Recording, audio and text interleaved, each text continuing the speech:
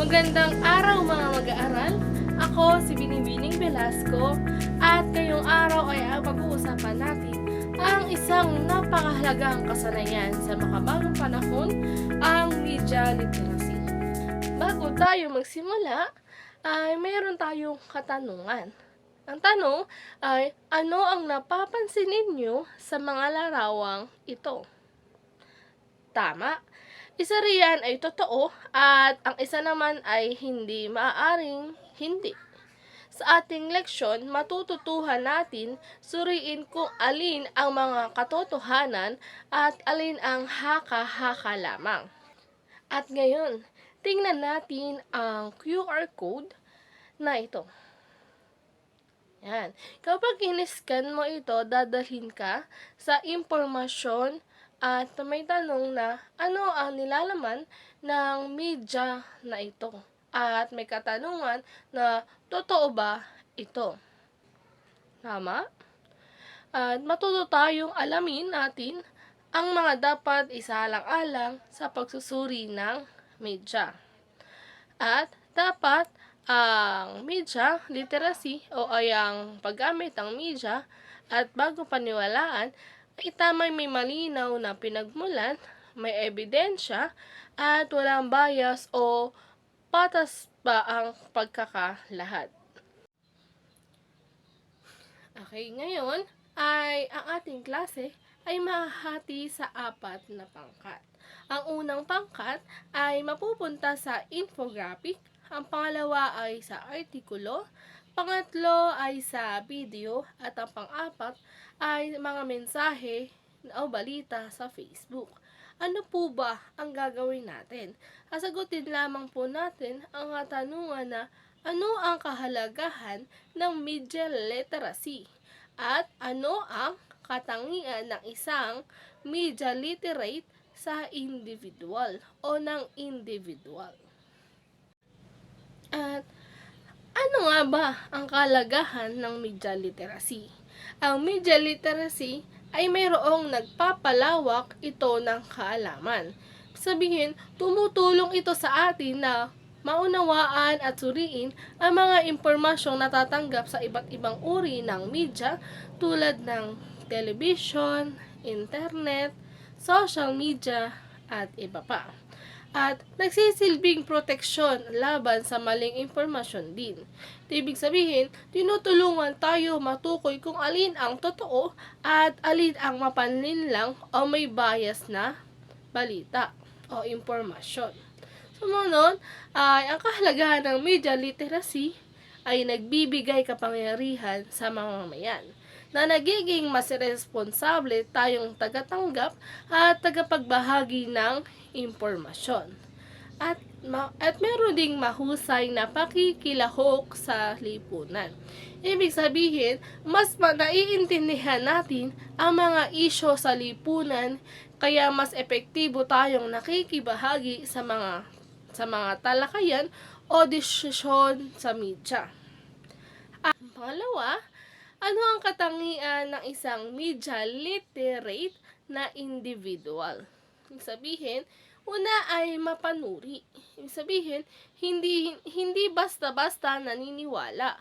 Sinusuri muna ang pinagmulan, layunin at nilalaman ng mga impormasyon. At meron ding makatarungan at may bukas na pag-iisip. Ibig sabihin, marunong tumanggap ng iba't ibang pananaw. Ngunit alam kung alin ang may sapat na batayan. At may kaalaman sa iba't ibang anyo ng media. Sabihin, marunong gumamit ng mga interpret na nilalaman mula sa print, digital, at mapa-broadcast media. At may kakayahang mag-isip ng kritikal na naiugnay ang impormasyon sa mas malawak na konteksto, tulad na lang ng kultura, politika, at ekonomiya. At ang huli ay may responsableng tagalikha at tagapagbahagi ng impormasyon ang isang media literate dahil hindi nagpapakalat ng mga fake news at mga etika na paggamit lamang ng media. Ngayon naman ay subukin natin kung paano ba kayo nagiging isang media literate. Meron dito isang QR code na i-scan nyo ulit at may kakaroon doon ng dalawang page. Ang unang page ay gagawa kayo ng isang poster na nagpapakita na isa kayong media literate. At ang pangalawang page ay mayroong katanungan na inyong sasagutin na may tanong na paano mo mapapatunayan na ikaw ay isang media literate sa mag-aaral. At kalawa, ano ang katangian ng media literate ang gusto mong linangin sa sarili mo. Para naman sa pamantayan, ay ang nilalaman ay magkakaroon ng 10 puntos, pagkamalikhain ay 5 puntos, at kaayusan ay 5 puntos, na may kabuuan na 20 puntos. Ngayon naman, bakit mahalaga na maging media literate ang isang mag-aaral sa panahon ngayon? Dahil mahalaga ang pagiging media literate dahil sa dami ng impormasyon na mabilis kumala sa social media at internet, kailangan ng mag-aaral na magkaroon ng kakayahan suriin kung alin ang tama at pagkakatiwalaan. At nakatutulong ito upang hindi maloko o mapaniwala sa maling balita na maaari magdulot ng kalituhan o panganib sa sarili at sa ibang tao. At paano mo naman malalaman kung totoo o hindi ang isang balita sa social media? Okay? Malalaman mo kung totoo ang balita sa pamamagitan ng pagsusuri at pinanggalingan nito. Pag-check sa iba pang pagkakatiwalaang sanggunian o pinanggalingan, at pagtingin kung may sapat ba na ebidensya o patunay na sumusuporta sa mga sinasabi.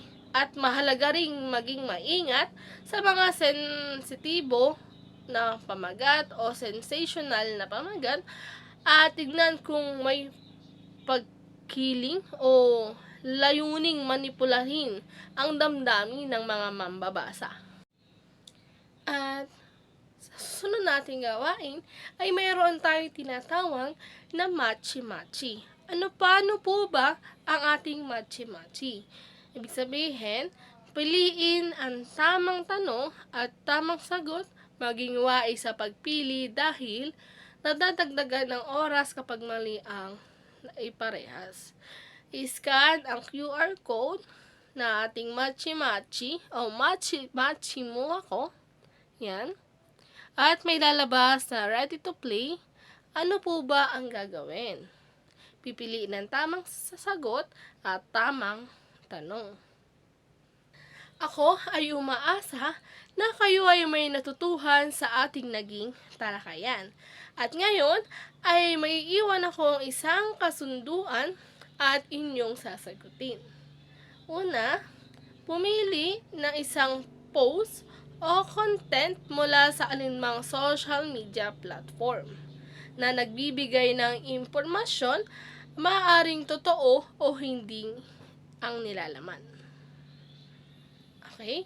At sasagutin ang tanong na, ano ang nilalaman ng post o content?